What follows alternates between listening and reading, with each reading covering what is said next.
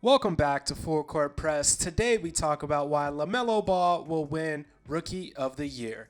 Last video we broke down why the Utah Jazz are the best team in the entire NBA. So if you haven't seen that yet, go check it out using the card above. So talking about LaMelo Ball, the youngest Ball brother, he's certainly developed and is balling. See what we did there? But anyways, today we'll dig into why he's the top rookie in the NBA, what makes his game so effective, and why he'll take home the Rookie of the Year trophy. If you haven't already, go subscribe, hit the notification bell so you don't miss any of our videos. So let's get right into it. LaMelo Ball has played extremely well thus far this past NBA season, and as the youngest Ball brother, his journey to the NBA was not necessarily traditional or typical. After his high school career was cut short, and then playing overseas professionally, leagues in Lithuania and Australia, LaMelo arrived to the NBA this season and is not only one of the best rookies in the entire league, but he's also displaying a game that's going to make him one of the absolute best players in the whole NBA. And first, we'll look at what makes his game so special. At 6'6", 190 pounds, LaMelo has thus far averaged 15 points, 6 rebounds, and 6 assists. LaMelo's on pace to join Oscar Robertson, Magic Johnson, Ben Simmons, and Michael Carter-Williams as the only rookies to average at least 15, 6 rebounds, and 6 assists. So those are pretty impressive numbers, and that's a good company to potentially be associated with. And he's definitely head and shoulders above the other rookies in his draft class. So just like his numbers hint at, LaMelo's game is extremely versatile. He has no weakness. He can score it, he can rebound the basketball and push it on the break. And lastly, his passing and his ability to hit teammates in the right time, in the right spots, is irreplaceable. When you're a larger, bigger point guard, it's such an advantage for you and for your team. And LaMelo has the skill to pair with that size perfectly. Being 6'6" at a guard spot, again, just helps you rebound it. It helps you be a more impactful defender, especially weak side off rotations. And you can teach size. You can work and get better at shooting or get faster, get stronger, but you can't really teach growing in the size that he has for a point. So when you look back at those players that he could potentially join if he keeps this pace of play up, you've got Oscar Robertson, Magic, Ben, MCW. These guys were all really big guards. They're bigger than 6'5", even 6'8", even 7 feet for nearly Ben Simmons being that tall. So having that size, being skilled with it, bringing that IQ to the game night in and night out is one of the most unstoppable combinations. And you're seeing these rookies with that skill combined with the size being able to be more effective earlier in their NBA careers. On the offensive end, LaMelo's ability to pass and create is beautiful to watch. He's the composer of the music ensemble, the director on the movie set. He manipulates defenders already in a rookie year and gets his teammates open shots consistently. The Hornets and Coach Borrego often rely on LaMelo to run the point, lead the potent Hornets attack, and I really don't think it's a coincidence that Terry Rozier is having a strong year scoring the ball. Malik Monk is tearing it up off the bench, especially playing off ball next to LaMelo Ball. So he is able to connect with his teammates and instill confidence that he will find them. He will go out on the floor and make tremendous passes that very few others in the league can make. And he's already a top 5 passer in the NBA as a rookie. It's hard for me to think of and name 4 other passers that are better than him right now. You maybe go Luka and LeBron, Chris Paul, but LaMelo is right there at 4.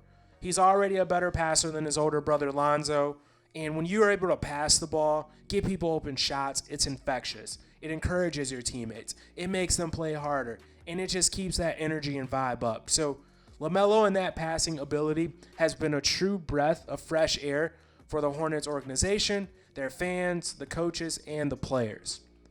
So thus far this NBA season, LaMelo's actually shot about 37% per game from the three-point line. And that's a mark that's a lot higher than most projected he would shoot in the NBA.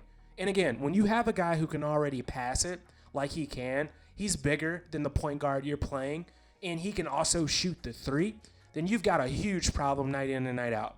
LaMelo being able to shoot the three, and especially off the bounce, just opens up so much for him. He can make the adjustments and manipulate how the defenders are going to have to play him by using hesitations, step back, crossovers, and then just penetrating and getting in the paint. When a defender knows he can shoot the three and they play up and push up on him, it opens up his drive game. When they sag off him a little bit and go under screens, LaMelo has shown that he can come off, step back, and knock down the contested three.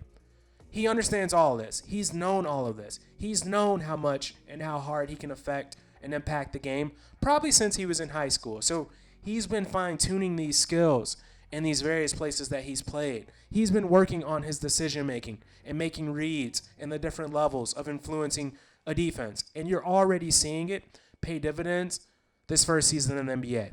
His last 10 games, LaMelo is shooting 44% from the field, over 40% from three, 83% from the free throw line.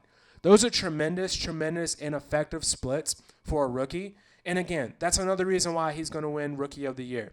He's scoring it at a high rate of over 20 points per game these same 10 games. So again, he's getting this done. He's got his team in the 8th seed currently in the NBA. One game back in the loss column from the 4th spot. So they're well within the playoff race. They're right there.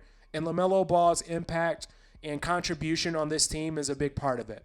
Just a few nights ago against the Blazers, LaMelo dropped 30 points, 8 assists, 6 rebounds, and 4 steals. He completely dominated that game.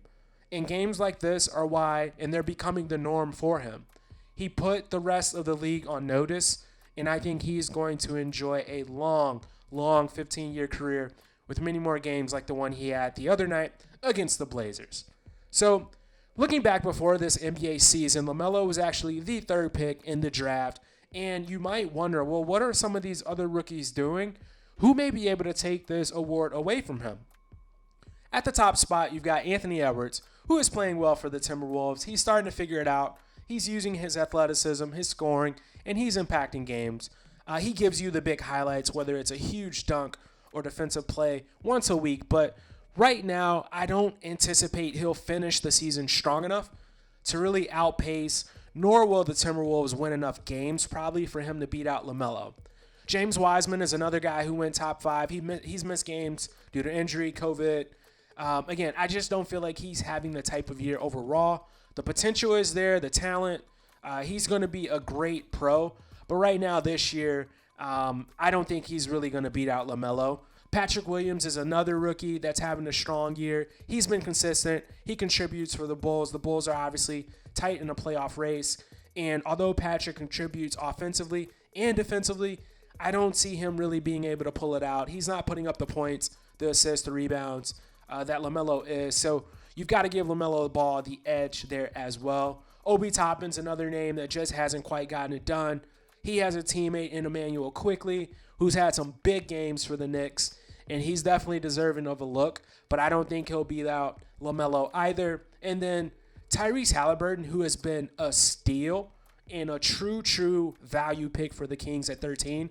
I can easily make the point that he's been the second best rookie in the class with the way he's played. He's another bigger guard who can get it done on all 3 levels and also sit down and defend. So ultimately, Halliburton's having a great year. I don't see him passing up LaMelo's either, and really it's LaMelo Ball's award to lose. LaMelo Ball is already one of the most exciting players in the NBA. If you haven't watched him yet, go watch him. If you have League Pass, check out the Hornets next game. He is efficient, fun to watch, and he will take home the Rookie of the Year award at the end of this season. So please comment below whether you think he'll indeed win it. If not, let me know who you think will. I'd love to hear it. You've seen my thoughts on it. And if you haven't already, go subscribe, hit that notification bell so you can keep up with all of our future videos, and we'll see you back here soon.